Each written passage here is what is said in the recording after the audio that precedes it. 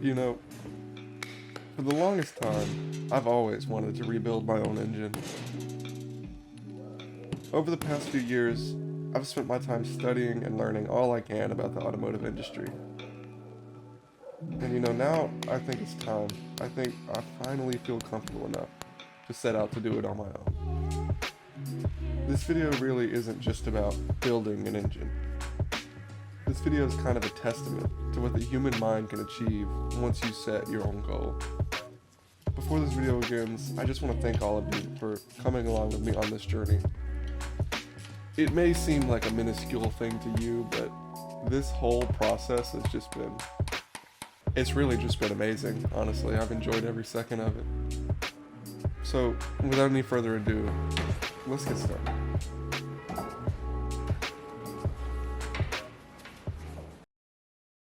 So, we've got the block freshly painted, what the fuck am I? We've got the deck cleaned off, we've got all the surfaces cleaned off, the front up here cleaned off, the water pump. Let's get started. I think I'm gonna start with, let's do the oil pump. I'll start with the oil pump, that sounds good. So to get this oil pump off, it should just be these tins here. You guys know my slogan by now, right? When in doubt, baby. Rubber mallet.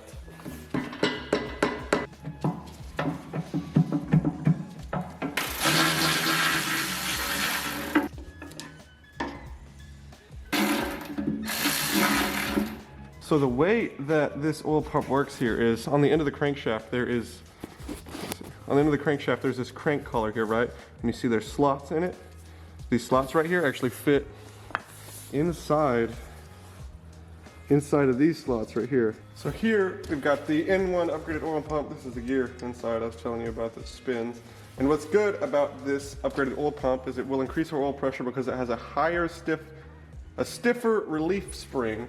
But this still has the same problem as the OE oil pumps in the fact that the gears inside here are cast, not billet. So to fix that, we've got some billet oil pump gears right here that I'm going to throw inside. This is the same gear that has the slots that the crankshaft slides into. And then we also have a billet backing plate. Just looks nice. That's all it does.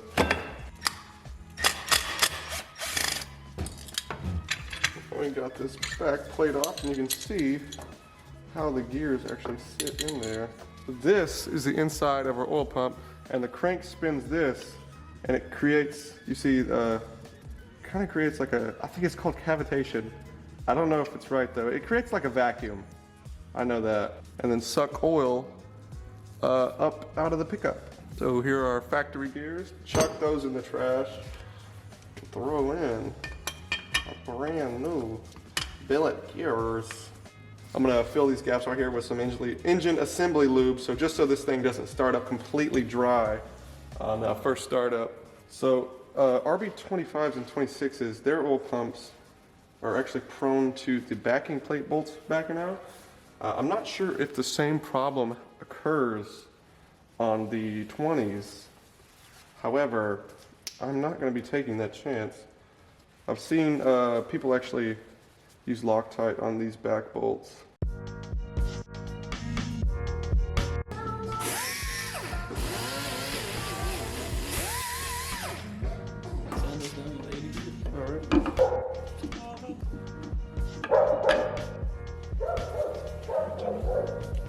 Booyah! No rolled seal. Hell yeah, baby.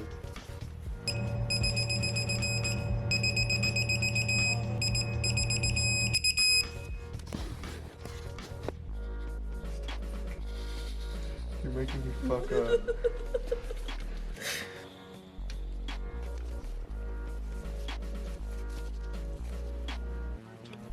Why don't you hold this?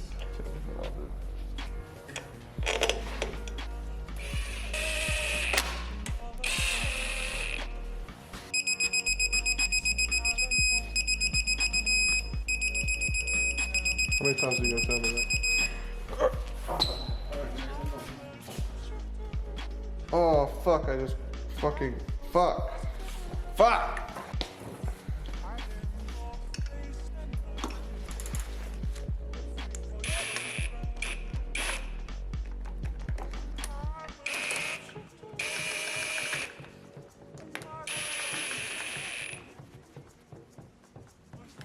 That's definitely good.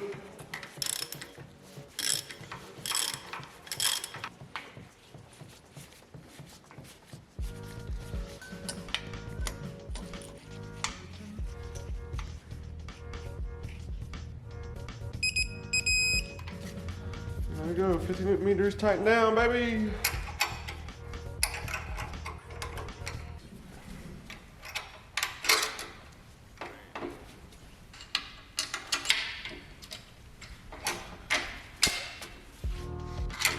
And that is how it tensions on this bolt here. Now we will be installing a set of oil restrictors. And what these do is they sit in the oil passages and just kind of restrict the flow of oil. So as you can see, these are smaller than the OEM restrictors. And this will help with our oiling issues on this engine. To install these, all you gotta do is tap down the original restrictors, tap them further into the block, and then set the new restrictors right on top, and then tap those in as well.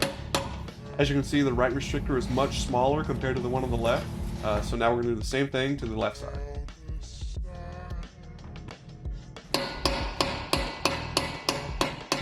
So now I'm going to be installing a new set of exhaust studs. So to remove the original studs, it's pretty easy. All you do is thread two nuts together and then tighten them against each other. And then once they're tightened, you can just put the socket over both and then just remove it.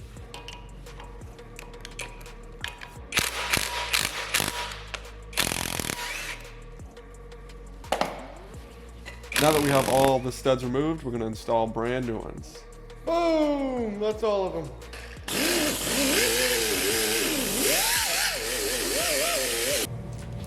To install these, it's basically the same as removal, except it's just the opposite in the way that you tighten it against each other.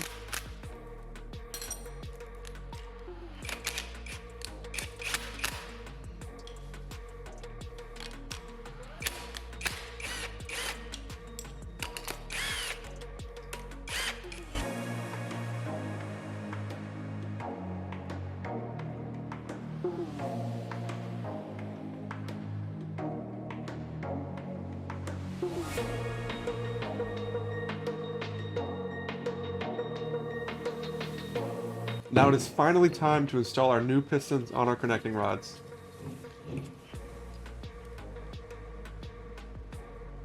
To remove the piston from the connecting rod, it's pretty simple. All you have is these two little circlips holding the piston pin in place.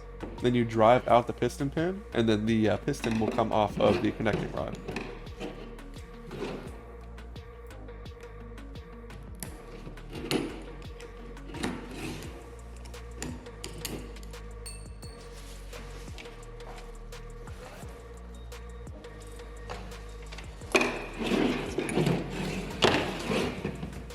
So to push this pin out, I'm actually going to be using a 13 mil short socket. So all you do is set the socket on the pin and then push down on the pin with something soft like this rubber mallet I use a lot.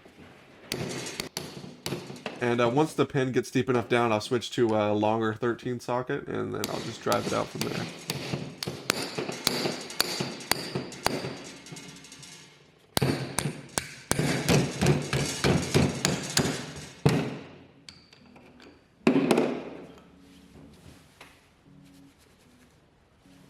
That's how you do it, guys. That's how you do it.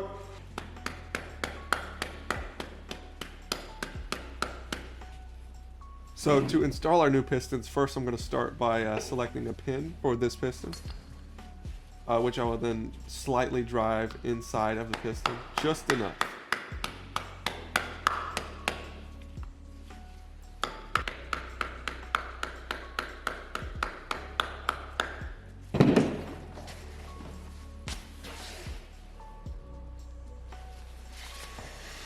I think I went too far though, because now, yeah, I went too far so the cranking rod won't fit, so I'm going to back it back out.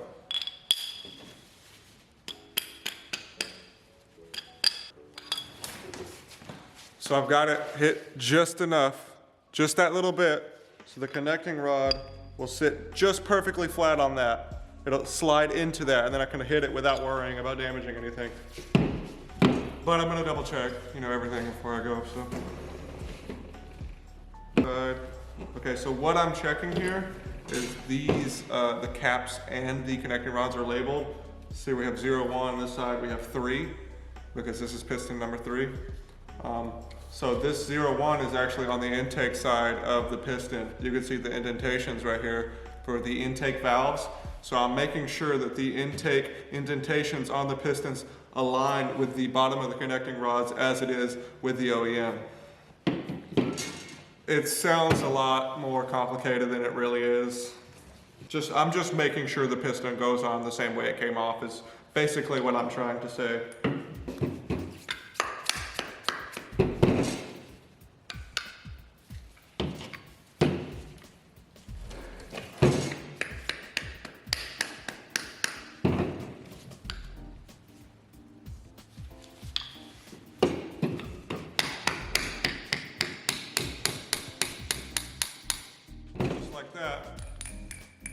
Our piston pin is now inserted. Now I'm gonna have to push it down further in order to get these circlips to line up properly. It has to be at a certain position inside the piston. So I'm carefully gonna tap it in further and further until I get it to the perfect amount, in which I will then insert the circlips. And as I continue, I'm just gonna make sure that this con rod slides back and forth. It's supposed to slide back and forth. What we don't want is it to go, it's not doing it, but we don't want it to go that way back and forth. If that were to be the case, we'd have a clearance issue with our piston pin and our connecting rod bore. But super tight, but it does slide back and forth like that, which is okay. That's how they're supposed to be.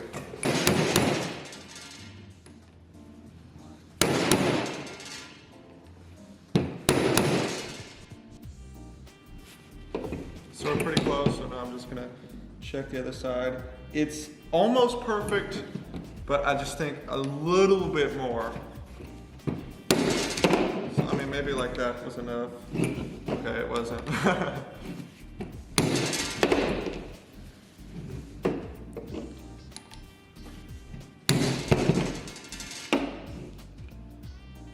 Okay.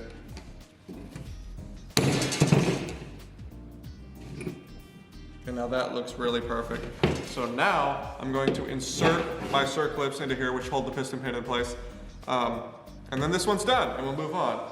I did one off camera just to kind of practice, so I wouldn't look like an absolute fool on camera.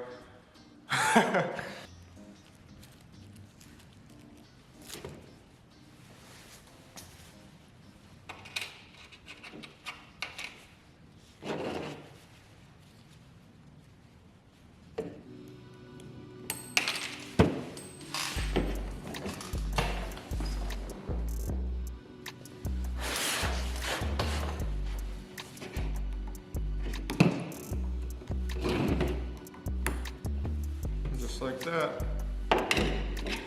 One circlip installed on our piston pin. Just gonna adjust it to where the opening's at the bottom. That's how it was on the OEMs. I don't think it really matters, but it doesn't hurt.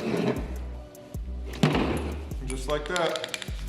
This our new piston. Our new piston on our connecting rod. It won't focus on this for some reason, but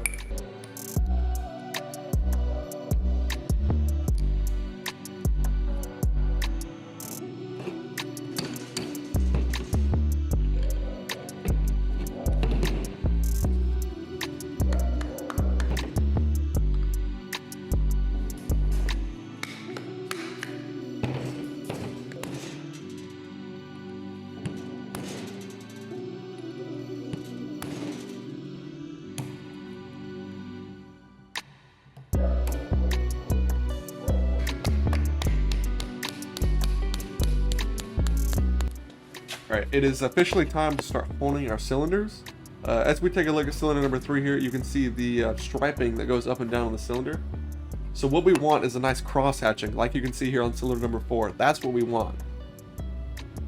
So to get this effect, we're going to be essentially sanding the inside of our cylinders. So the reason we want this cross hatching is because this actually helps hold oil on the side of the cylinder walls. So as I hone this block, I'm just going to take it nice and slow. I don't want to do too much, because if I give it too much, then we will start to burn some oil in this engine.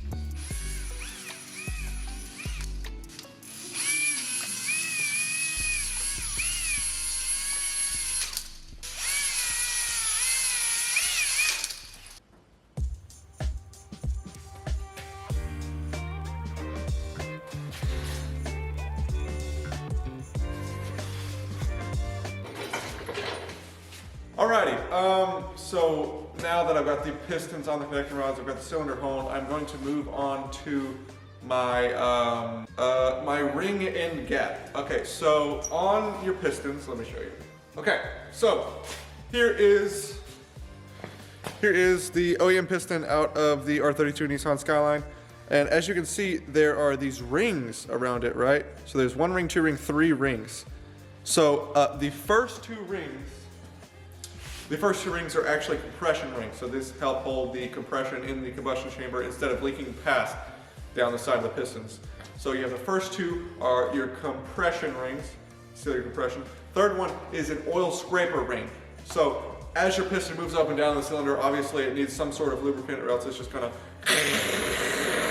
So we have engine oil that is squirted onto the walls of the cylinder wall, and as the piston moves up, you know, there's oil coming out onto the cylinder wall, and as it comes down, the scraper rings will scrape it off the side, so you know you don't burn oil or anything like that, and it keeps it nice and lubricated. But these, let me take this one off real quick. These rings, obviously they have an end gap, and this end gap, whenever it sits inside the cylinder, it's going to be tighter than it is now, obviously. But there is a specification for how tight this clearance can be. So for the R32 GTSD, the clearance for the RB20 DET, which is the motor we have, is 0.22 to 0.39 millimeters. So this engine was experiencing a lot of detonation, which basically means the inside of the cylinder was getting too hot and the air to fuel mixture was igniting before the spark plug went off. So you're having an explosion before the compression. The air to fuel mixture is actually combusting before the compression cycle. So imagine the piston in the cylinder, right? And then the combustion happens, and then you're trying to compress something that's already combusting, that's already pushing it down, instead of you compress the air to fuel, then the combustion happens, which then pushes the piston down. That's how it's supposed to happen. Instead, we're having it explode. We're trying to compress something that's already exploding, which is what is causing all this damage to the piston. And the reason that is happening is because this bigger turbo, bigger fuel injectors is obviously creating more boost pressure, higher horsepower, more pressure in the combustion chamber, which causes more heat, which in turn will ignite your air to fuel mixture ratio. And I believe the detonation obviously is what caused all this damage, but I believe if we have a wider piston gap, a looser piston gap, it'll give it more room to expand, which will be a good thing in turn, because it's going to be hotter. Obviously, the stock gap compared to our modified engine, you know, there's no correlation there, right?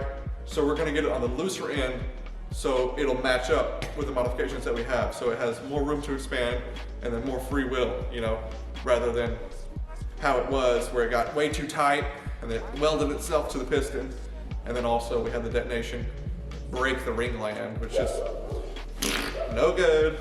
So I'm going to insert them into the cylinder bore. I'm going to push them down flat with the piston, the old piston that I have. It'll push it down flat, and then I can measure the end gap, and I'll compare it to the specifications, to which I will then modify and adjust accordingly.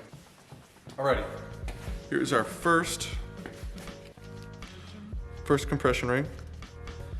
Just going to compress it and fit it inside our cylinder, just like that. And now, to get it flat and even,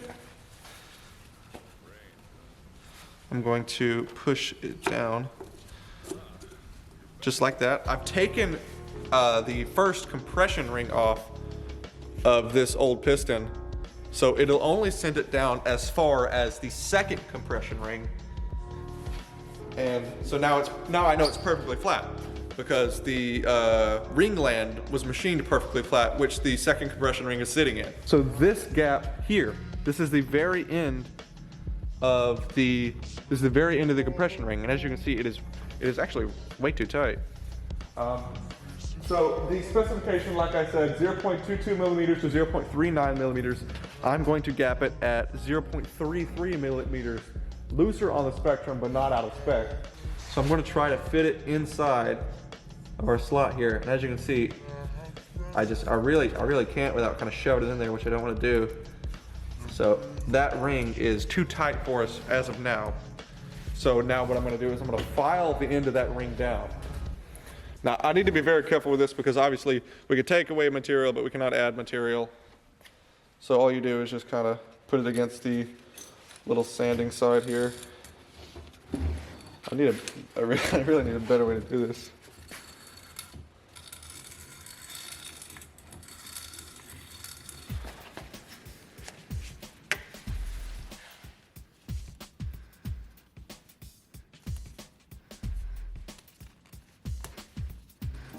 So now we have it in there. Gotta push it down with our old piston. Just like that. Now I will measure our end gap, which still is a little tight. It still really won't fit in there without me forcing it. I'm just taking it very slowly because I don't want to mess this up.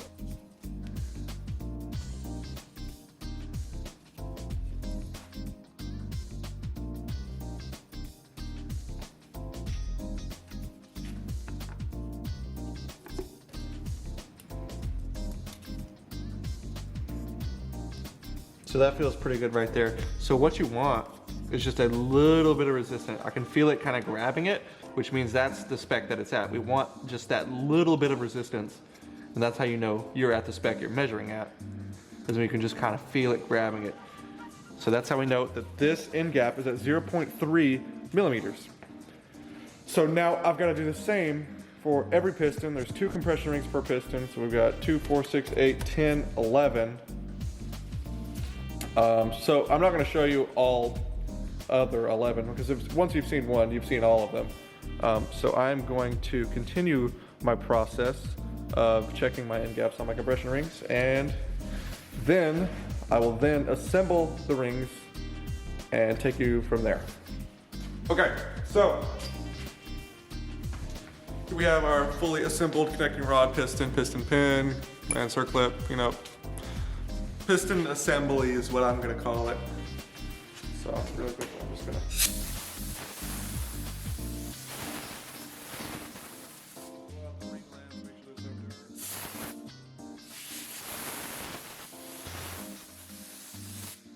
Okay.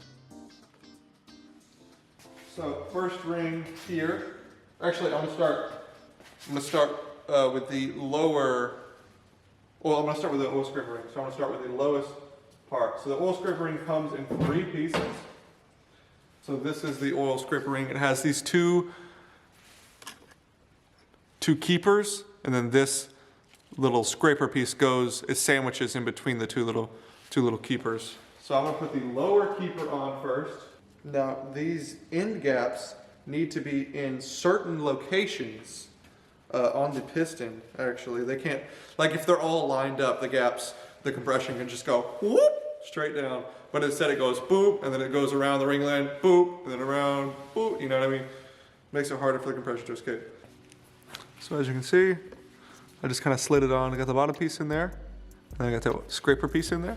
So now I'm going to slide the top keeper on. I don't know, it's probably not called a keeper, but that's what I'm calling it.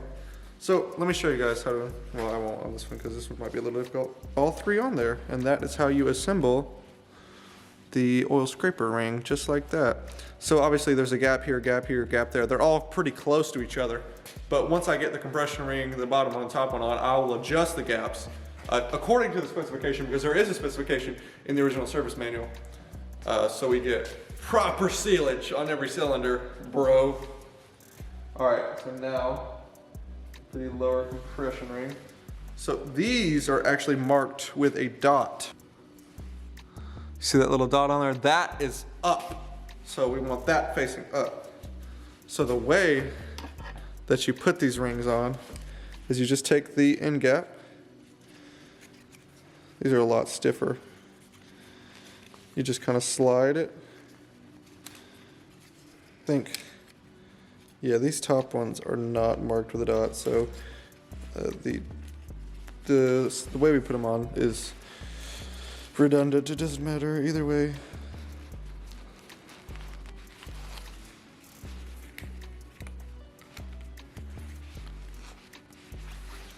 So you just kind of slide the tip into the ring land. It's pretty hard to see, I know, I'm sorry. So here's the end of it right there. I don't know how to. Yeah, you can see the end of it there, slid in, and now I'm just going to push it around the piston until it drops into the ring land. Just like that. And now, this is piston number 1 for cylinder number 1 with our compression rings properly gapped. And then I will have to adjust the end gaps of the rings accordingly. I'm going to show you, I'm going to tell you where they're at. I'm not going to do it on camera because it'd just take too long. Oil lower ring rail opening is positioned, you know what, fuck it, I'm not going to tell you.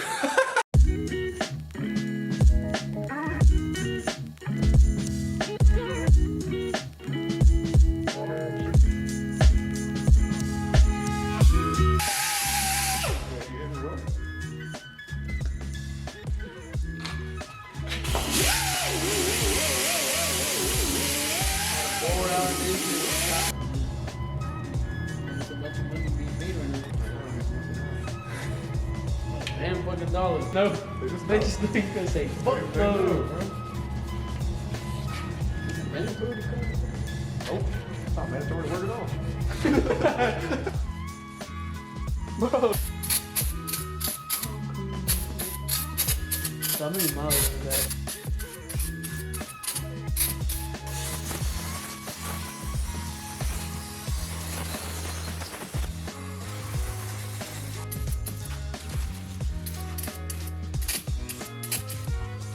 That's pretty damn clean. Use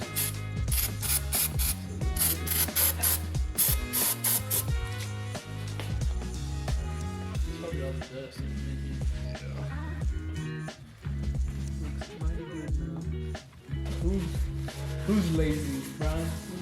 And said that. yeah.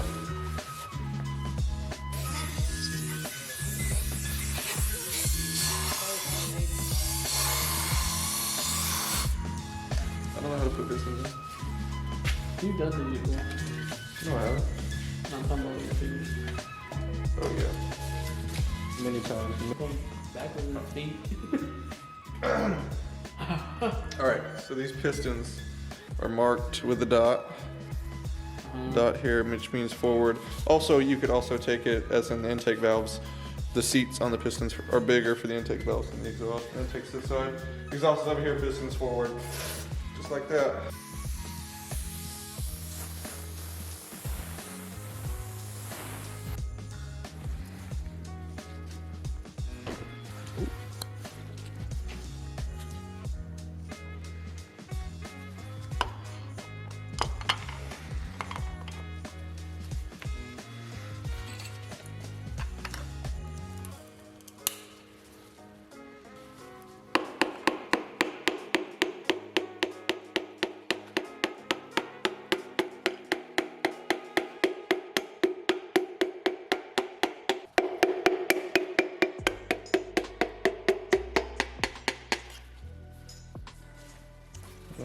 I guess I just wasn't compressing it enough.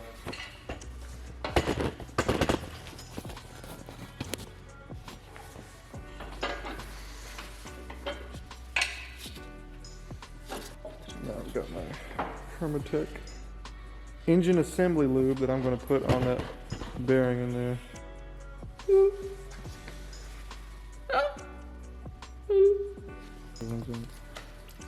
You want racing ones in there? Yeah, I do. Just for holding more strength.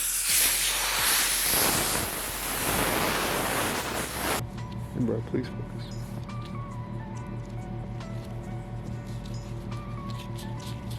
Okay.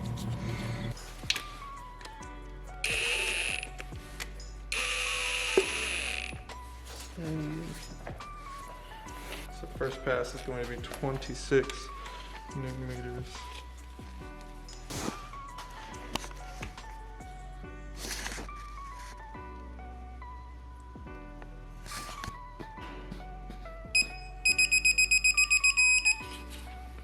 That's 26.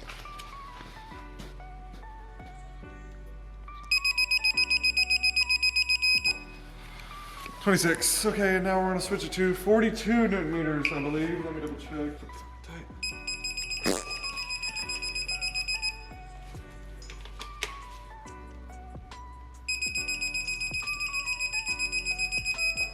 Okay, double check. I'll check back one.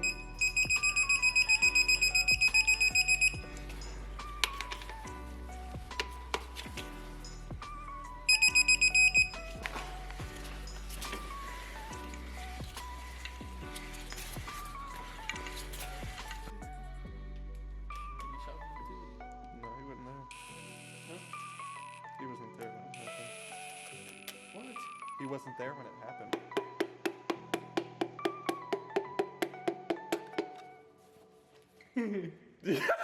I told you, bro. You're close up. Alexa, volume down, bro.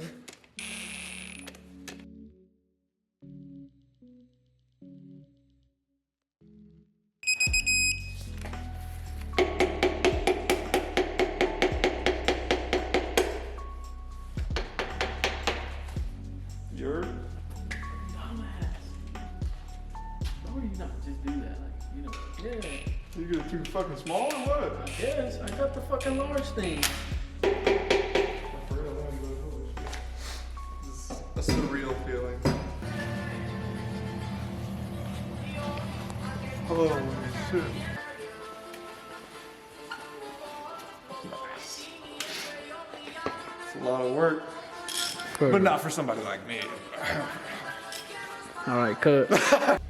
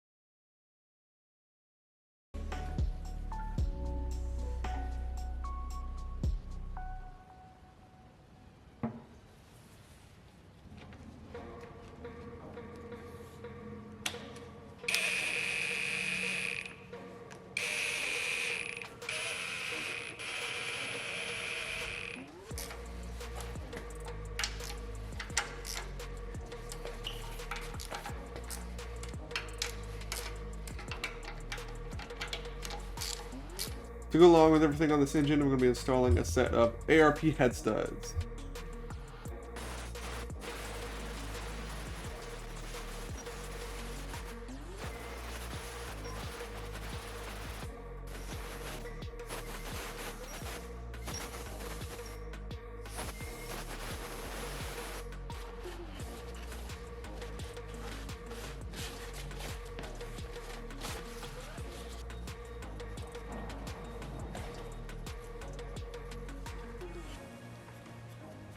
So to install these, we're just going to thread them in with the ARP lubricant that's provided with it.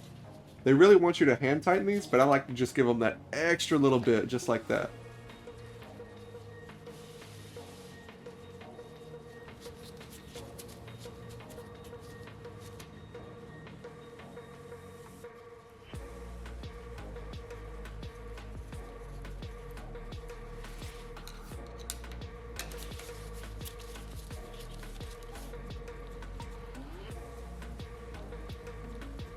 Now we're going to go ahead and install our head gasket upside down real quick. Oh, that's not right. There we go, much better.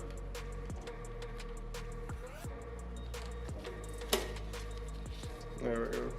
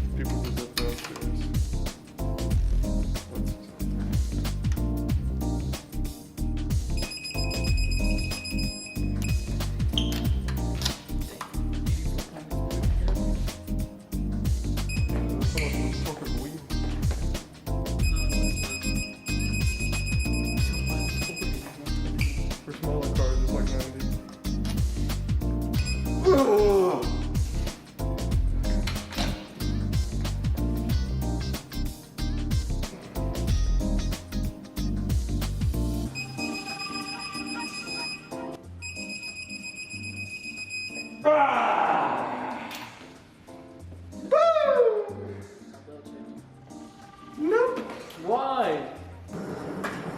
That's just tight. I just did it. Now we're going to be installing the coolant passages on the lower part of the intake manifold.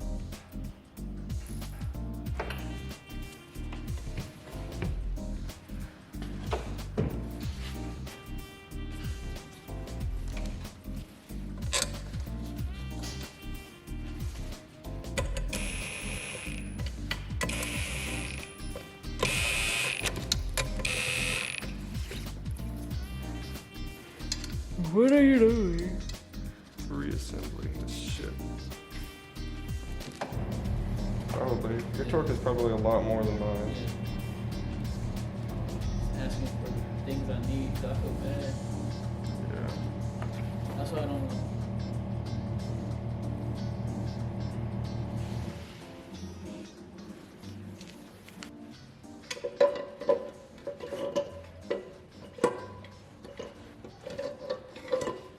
You remember how every harness has on the truck he's traded in and put on the white one that he's gonna take home? He was trading in the truck that was blue and it's nice. It was nice.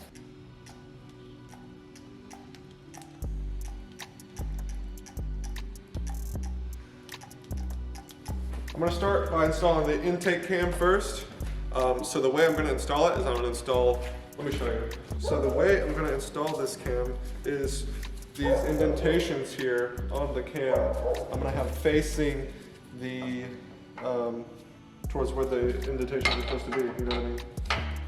So the indentations are going to face inwards like this, which means cylinder number 3 and cylinder number 5 valves are going to be pushed down. So before I put the cylinder head on, I made sure that 3 and 5 were down enough so that when I compress this camshaft, nothing would happen. And then the same with the exhaust cam.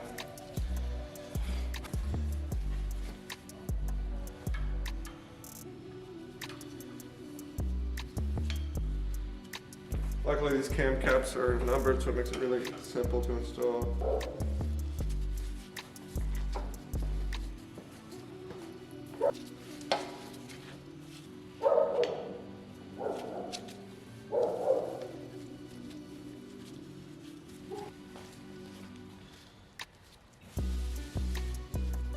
So the way I I've seen people install these is they'll just do like these two. Instead of doing all of them at once, they'll just do these two. And then they'll tighten down the rest.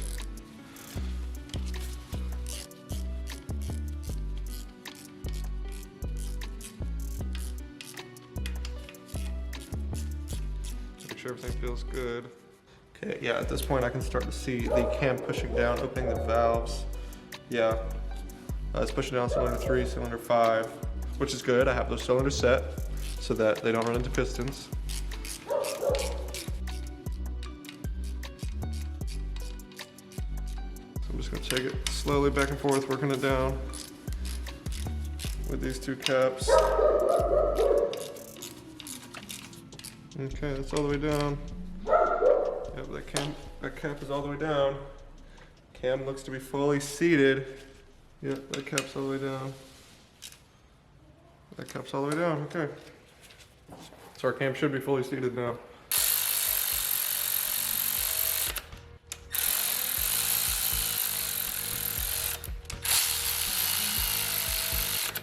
Alright, so the tightening torque for these is 10 Newton meters. And with these, we're gonna work our way from the outside in. Not a lot at all.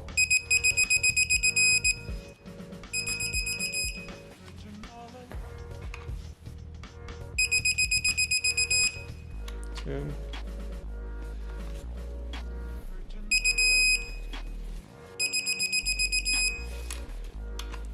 finally, the last cap.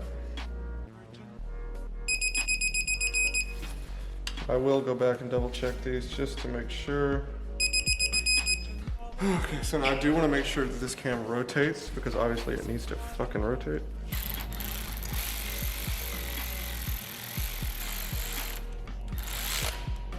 Oh. Well, we just saw it spin. Yep. You see it spinning, operating very normally.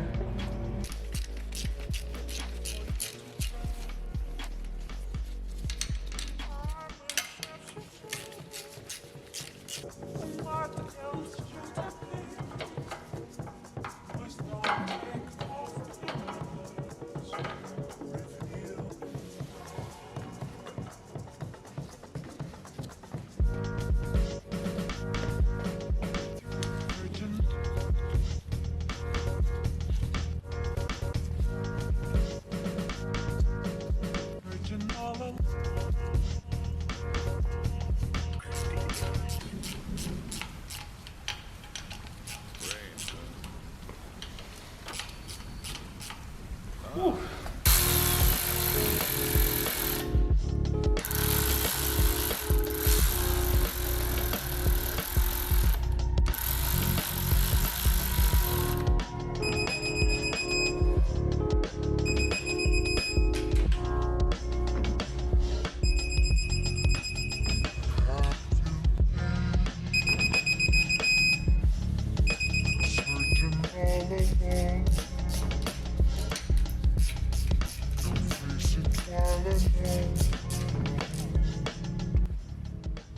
So now I'm going to move on to installing our cam seals. As you can see, I applied just a little bit of grease along the outside of the cam just to make sure we don't roll the seal.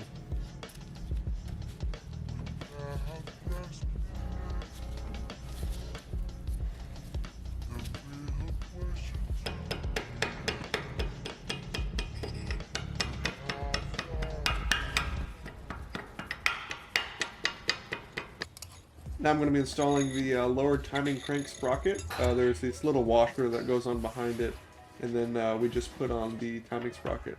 This sprocket was pretty hard to get off, so I made sure to put a little bit of anti-seize on this, so if I ever need to take it off in the future, it'll come off much easier.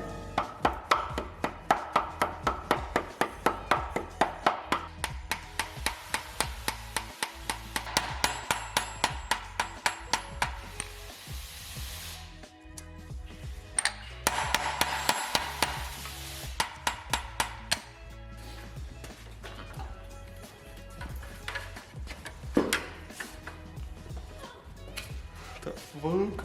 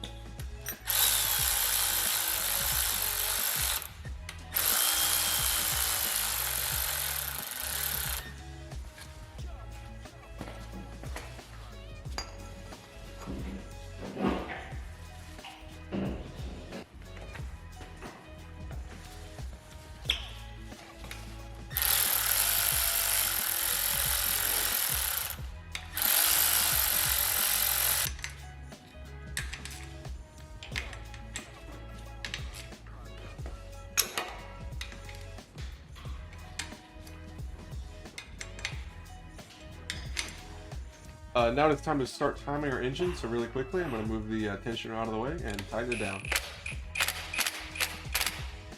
That's what Brian was saying.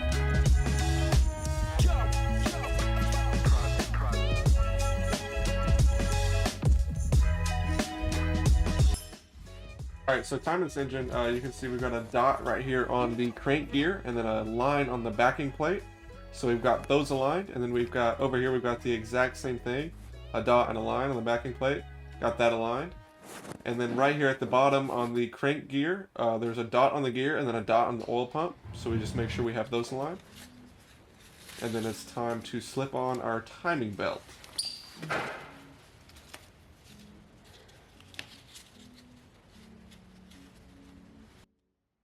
Okay, now we've got the timing belt fully on. You can see there's a line on the timing belt, lines up with the dot and the line on the backing plate. Same thing right here, lines align with the line and dot, tongue twister. And then there's a line right here that lines up with the dots right there on the oil pump and crank gear. So now we know our engine is fully in time.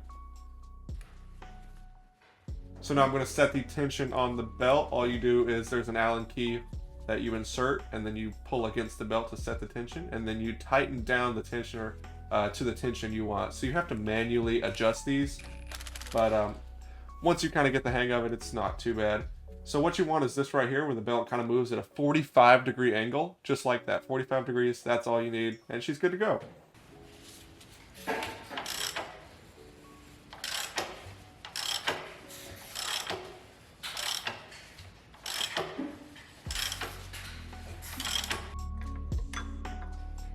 Now I'm going to be installing the bracket for our cam angle sensor.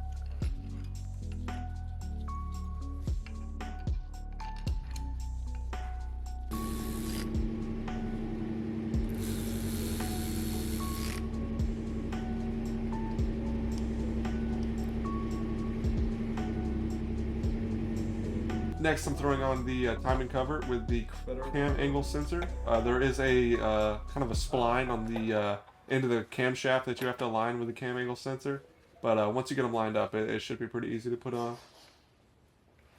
For the video. It's getting cold.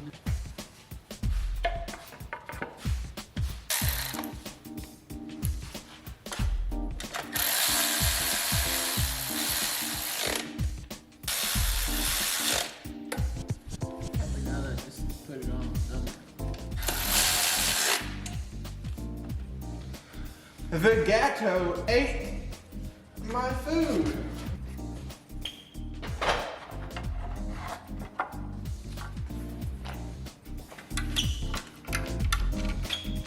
So I'm still struggling on one.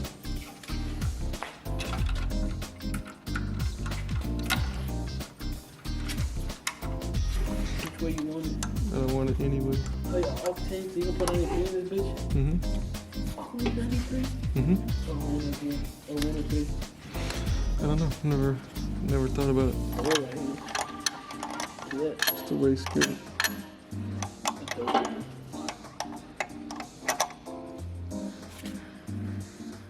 Damn, I gotta pee.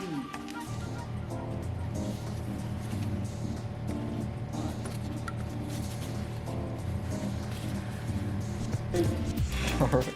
For real. I'll check the weather app.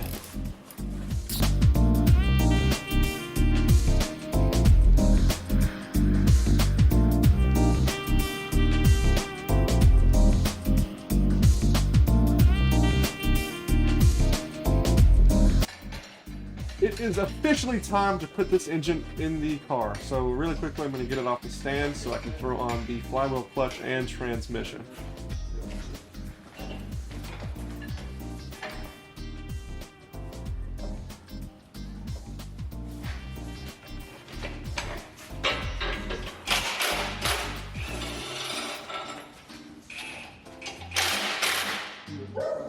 Huh? You lift up. I can't believe you used a fucking thing for the damn.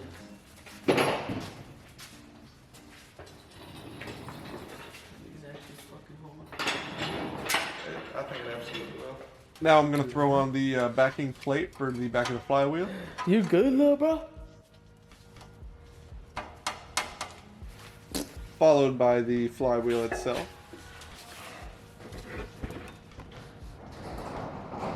Jeez. Please don't fall, please don't fall, please don't fall.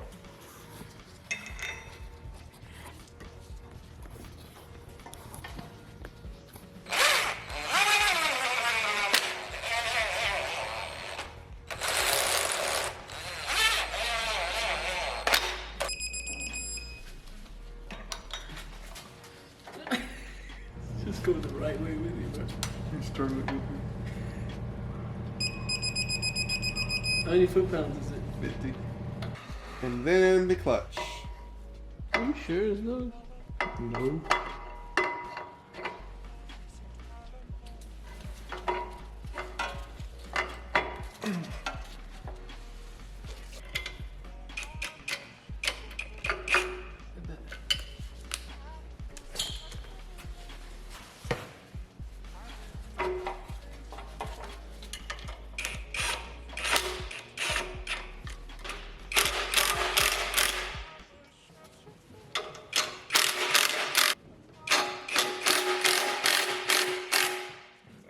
Fuck it. Now that we've got all that connected, we can finally put on the transmission. Is that perfect?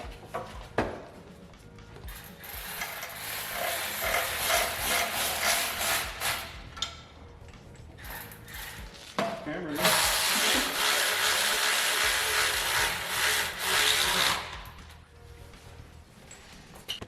Since we're already here, you know, I figured I might as well just go ahead and throw on the starter while we got it.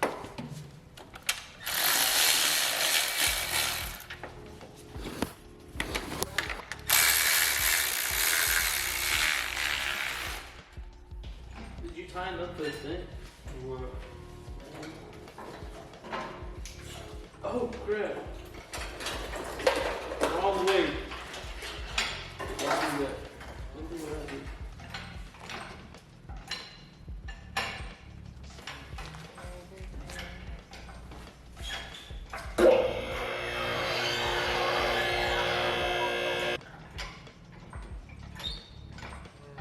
But it is far too late now. Huh? It's too late now. I don't know how fast things go. Mm-hmm. Alright, hold on. Trying to get it straight.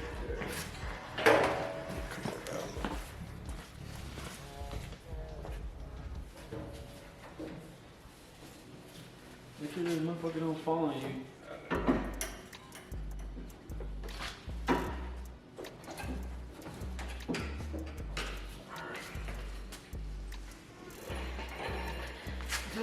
Chill.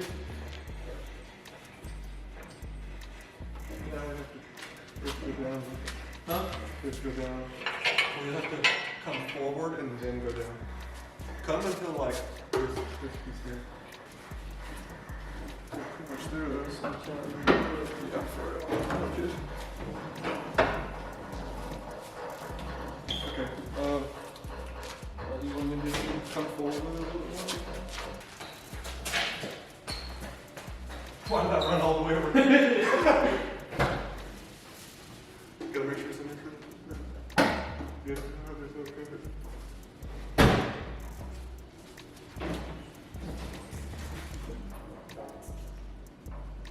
That good? That's good right there. Alright.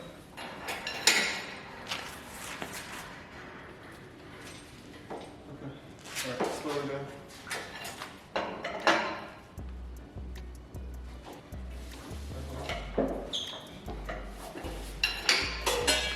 We need like an auto level or something here. Huh? I need, okay, I'm gonna put a jack under the transmission so it'll level it out. Mm-hmm. The chain mount moving in.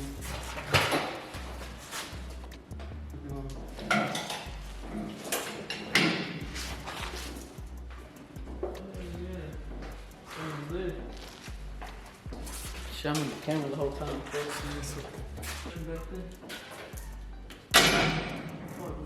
That's just the thing slipping. Okay, hold on. Let me go up with it. Wait, hold on.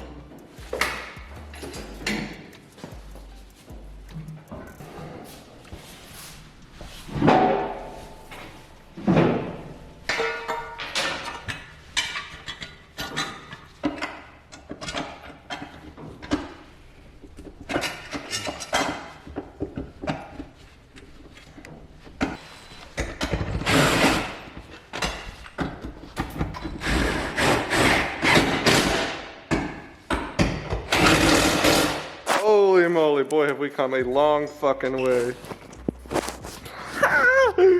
Hell yeah, I just hope I didn't crush any of the harness. I don't think I did, but who knows?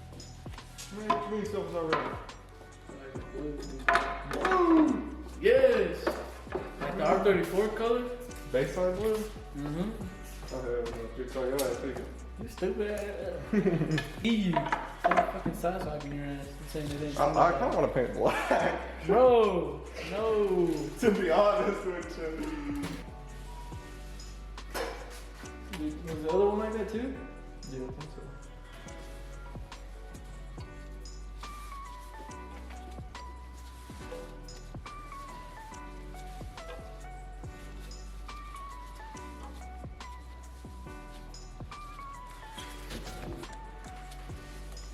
Next, I'm going to be installing the cold side of the turbo compressor outlet. This will run to the intercooler.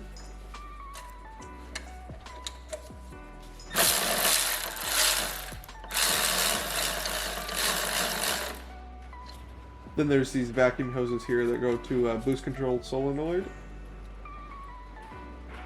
One reads boost pressure, and then one operates the wastegate.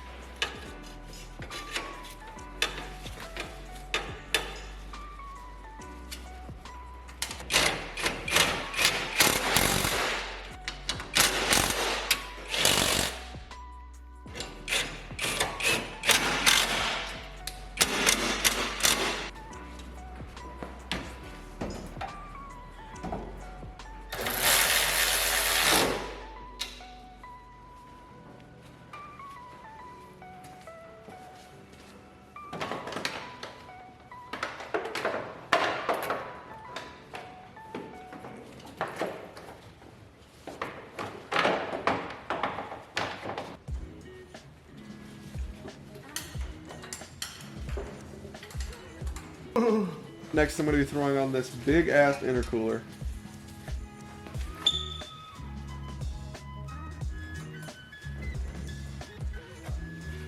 Then I've got to route the intercooler piping, one to the compressor outlet and then one to the intake manifold.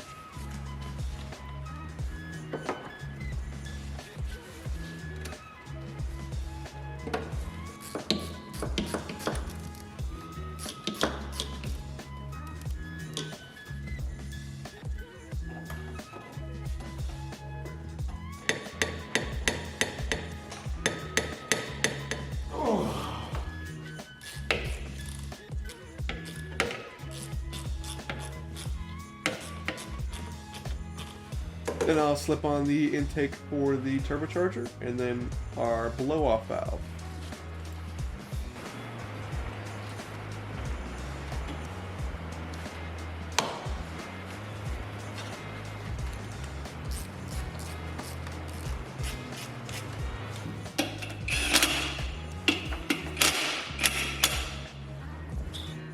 Next, I'll reconnect the throttle cable, make sure it's fully attached.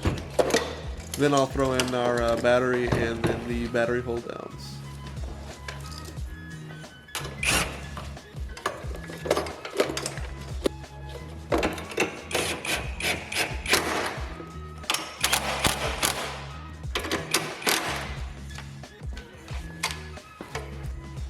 Then I'll reconnect the oxygen sensor at the back of the downpipe. Don't worry, I did counter twist it before I started threading it in, so it sits flush when I tighten it down.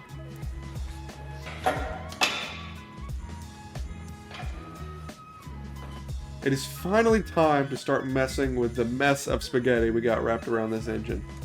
The wiring harness for this car is a wiring specialties harness, which is really good because everything's labeled. However, before I went into this, I probably should have cut up all the zip ties that were originally there, because I was trying to route the harness in a new way, and the zip ties are zip tied in a place, you know, where it used to originally sit. So it kind of made it a little difficult. I did get it routed nice and tightly and cleanly everywhere. However, I probably should go back and fix those zip ties because it does kind of look a little messy. It's a little tidy, a little messy, you know, but in the end, we got the job done.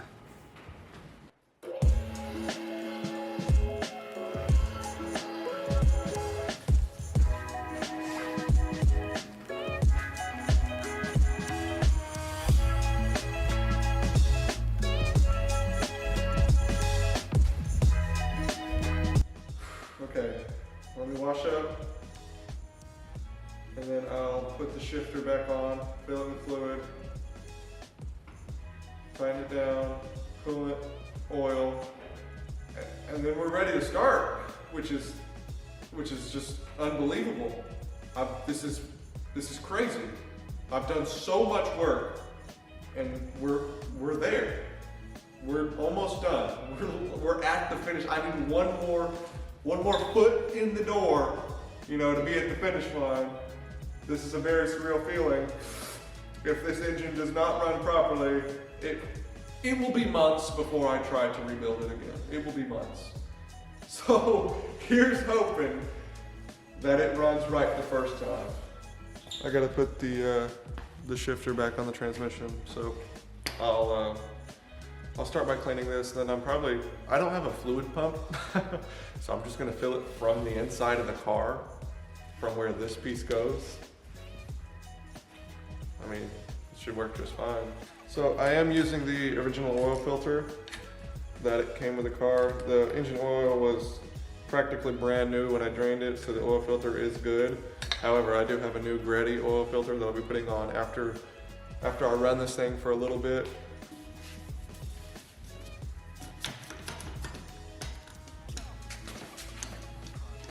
Hello. I found the fluid pump, but it's missing the bottom piece. To suck it out of the bottom, so I have to turn it upside down.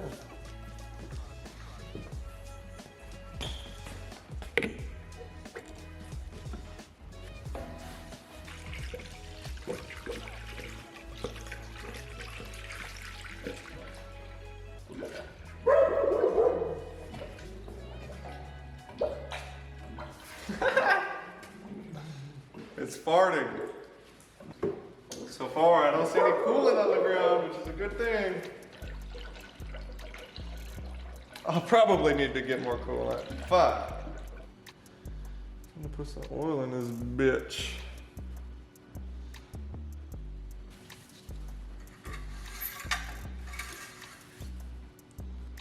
All right, and we're on the full mark.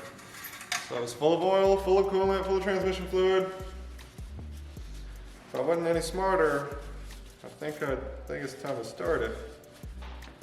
That's everything. I don't have the catch can connected because I want to pull this valve cover off.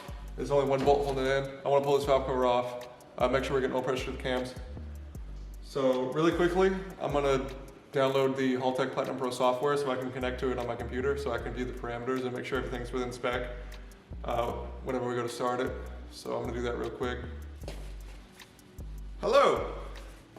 I am not Baymax, but all right. Am I fucking retarded? Who knows? Maybe. I just connected the battery and it hasn't caught on fire, so that's good. Actually, when I connected the battery earlier, I had a little bit of smoke come up. I accidentally had a ground and a power cable switched, so I had a ground on the alternator with another power cable instead of a power cable and a power cable on the alternator. So whenever I connected the battery, it was just shorting out.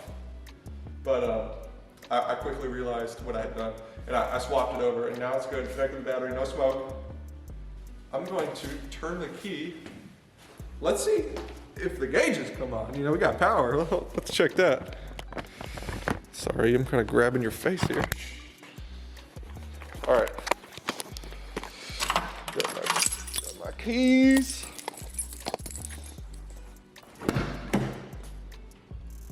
Okay.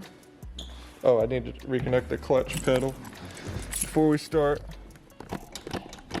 So neutral. Oh, the gauges are coming on. Okay. Oh. Okay. All right, now what I'm gonna do is I've downloaded the Haltech Platinum Pro software on my computer, so that way I can connect my computer to the ECU and I can read the parameters. So really quickly, I want to connect it. The horn's so goofy. Hey, at least the horn works. Okay, there we go. So now we've got our fuel map laid out, and we've got our RPMs here, map, TPS, CTS, ATS. Okay. All right. So here, down here, we can see it actually allows us to view our DTCs. So if we have trouble starting, we can view that. Okay. So we've got our coolant temp sensor here, throttle position. Okay. So 10 degrees. This is what I'm really focusing on here, coolant temp, and then we got our RPM.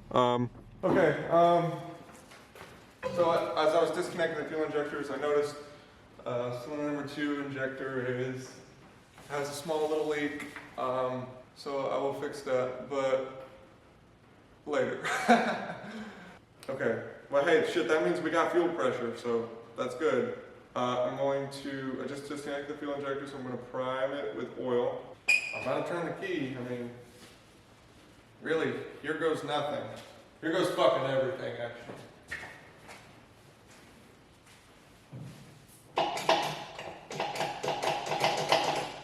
It's in neutral.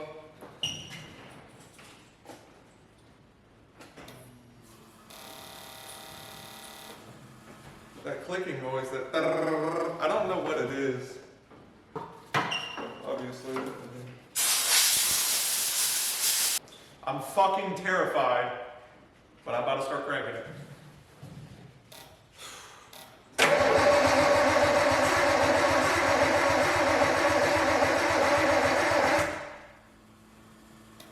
All sounds good.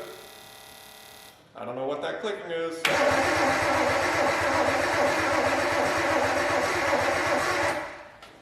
Okay.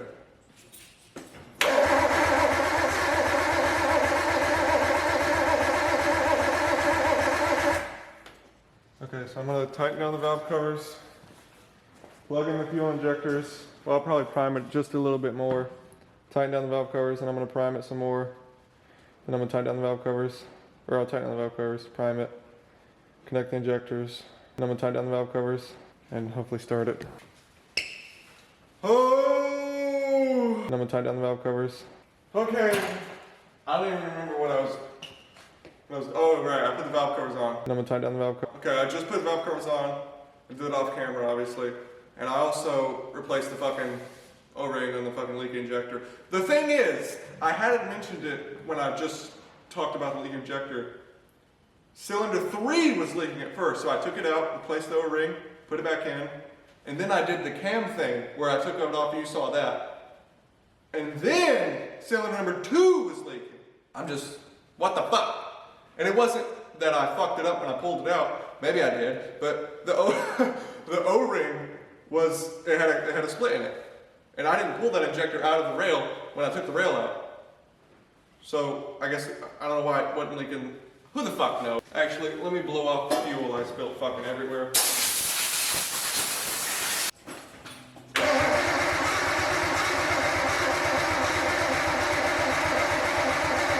Okay, that's definitely enough priming. Reconnect the injectors, and I'm putting on the catch can lines. And that's the car fully reassembled, besides the headlights, obviously, and the front bumper and bash bar, but... Oh man, oh man, oh man. Still need to reconnect the clutch pedal, because I did replace the master cylinder. And I can't drive it until I bleed it also, which kind of fucking blows. So nobody's awake, because it's 2:18 a.m. I'm the only one awake, for some strange reason. You guys have no idea how fucking nervous I am right now. This is a lot of work. And I'm about to figure out if it was all worth it or not. Like, I could have to redo everything I just did if one thing goes wrong. Okay, we're connected. Okay. Guys, here we go.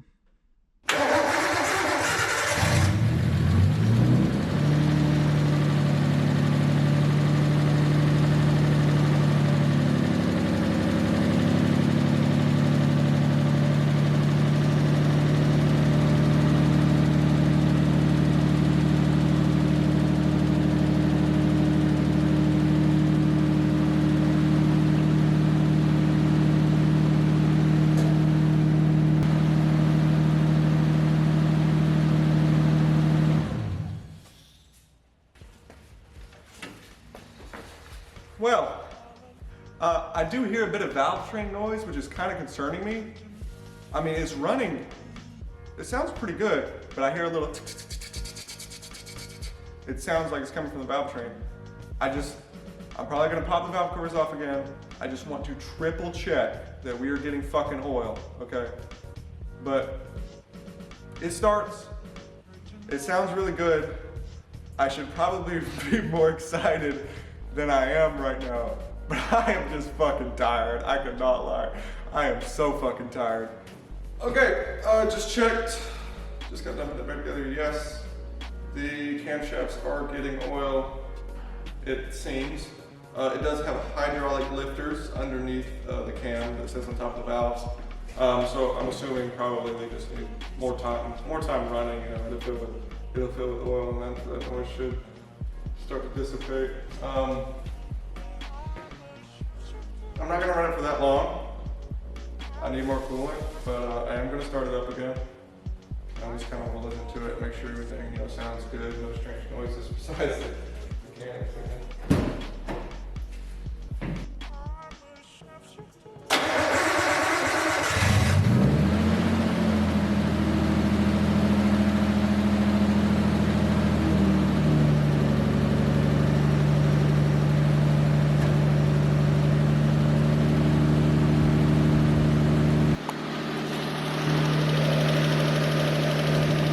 I don't know if you guys can hear the noise I'm talking about.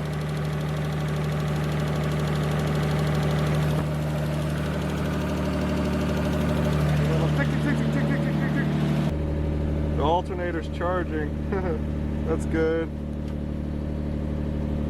Coolant temp 30 degrees Celsius. Oil pressure's staying around 90, which is really, really good. We would love to see that.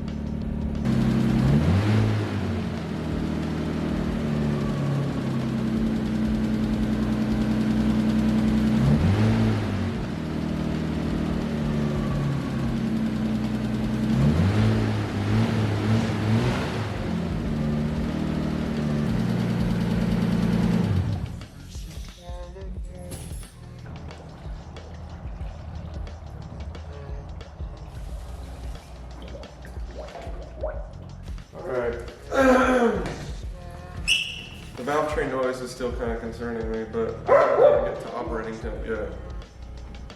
And my hope is that when it gets to operating temp, that noise will go away.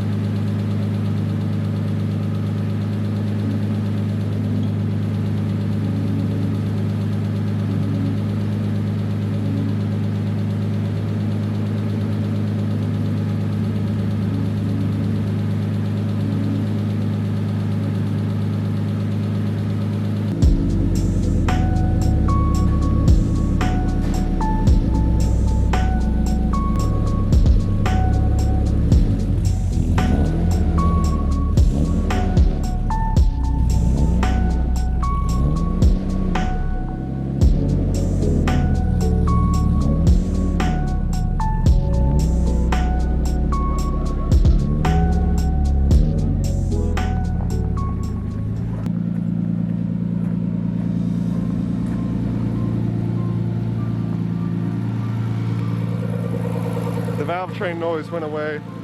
I do hear a noise up front. I think maybe one of the belts is too tight. Hopefully it's the alternator or the power steering and not the timing belt. But that's the noise I think that is. Holy moly.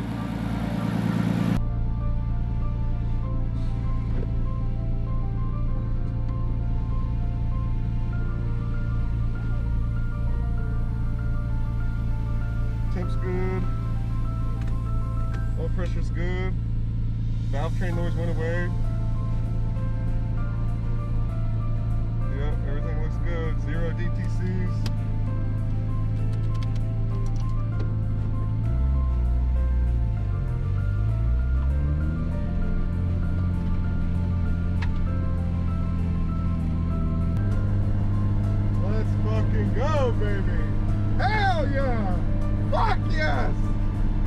Oh my God!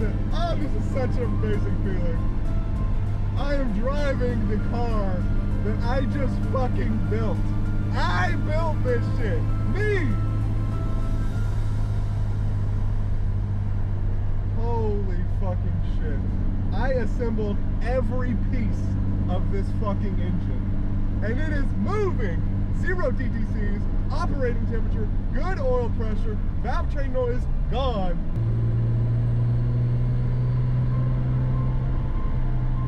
This is absolutely amazing.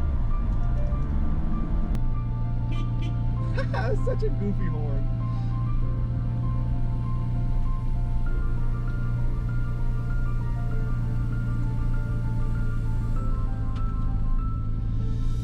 Once again, I just want to thank you guys so much for coming along with this journey with me. It is just, this whole process has been absolutely amazing. I've learned quite a bit, and I've learned a lot about my car and, you know, how it all works. And it's just such a cool experience to know that you built your car. Like, that is just absolutely phenomenal feeling, you know.